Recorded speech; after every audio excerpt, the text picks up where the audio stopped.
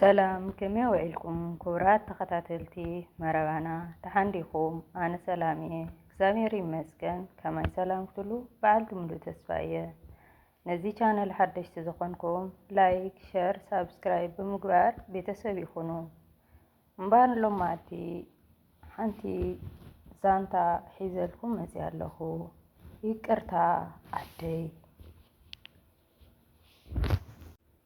ይቅርታ አደይ ሓቀኛ ዛንታ ይቅርታ አደይ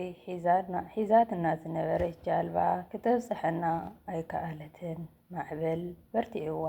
የማን ፀጋም ይፀፍእ ኣሎ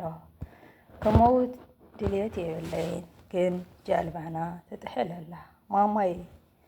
ኣትየ ክድውለልኪ እምበር መርድእ ናተይ ክትሰምዒ ሓሲበይ ኣይፈልጥን እየ ማማይ ባሕሪ ግን ጨካን እዩ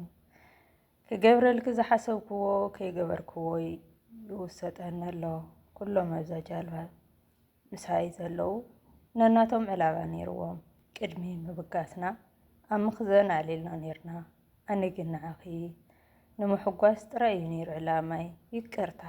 በቃ ኣደይ ጃልባና ፋሪቓ ማይ መሊኣ እንተጨጓዕናዮ እውን ብላዕሊ ሓይሊ ማዕበል ይመፀና ኣሎ ኩልና ተስፋ ቆሪፅና ውሽጥና ናብ ኣምላኽ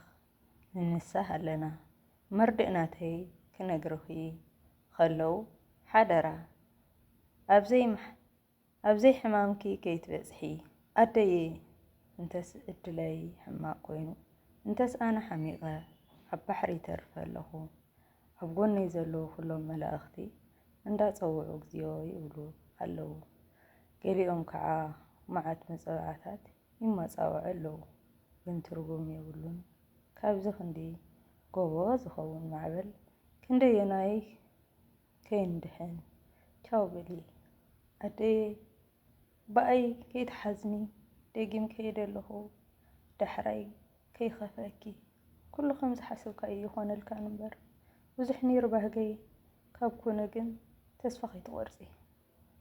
ወደ ስደትን መከራን ህይወቶም ዝሰኣኑ ወገናትና መንግስተ ሰማይ የዋርሶም ምንጭ ዛንታና ሄኮር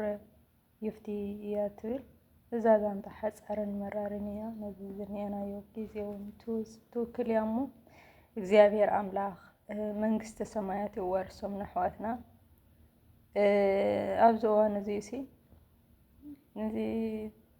በቃ ትግርኛ ተዛራባይ ዘይተዋረደሉ ዓዲስ ኣበይ እዩ ኣበይ ቦታ እዩ በቃ ጥራሕ ንሕና ንሰደተሉ እምበር ኣብ ኩሉ ናይ ውርደትና ቦታ ኮይኑ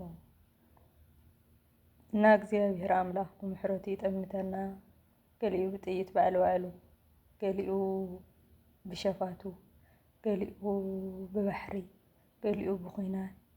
በቃ እንታይ እሞ እዩ ሞት መንእሰያት በቃ መዓልታዊ በቃ እቲ ናይ ሓዘን